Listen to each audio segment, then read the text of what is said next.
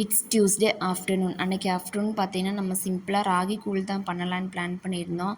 இப்போ நம்ம அடிக்கிற வெயிலுக்கு இந்த மாதிரிலாம் செஞ்சு சாப்பிட்றது நம்ம பாடிக்கும் நல்லது, கொஞ்சம் கூலிங்காக இருக்கும்.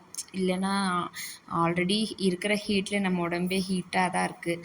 சரி நம்ம கூழாவது பண்ணி குடிக்கலாம், ரொம்ப நாள் ஆச்சுன்ட்டு அந்த வேலையை தான் பார்த்துட்டு இருந்தேன்.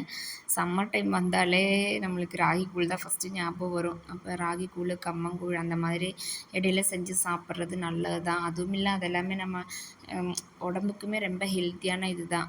முன்ன இருக்கவங்கெல்லாம் இது தான் அதிகமாக சாப்பிட்டுப்பாங்க. ஆனால் இப்போல்லாம் நம்ம இதெல்லாம் செஞ்சு சாப்பிட்றதே ரொம்ப ரேரு.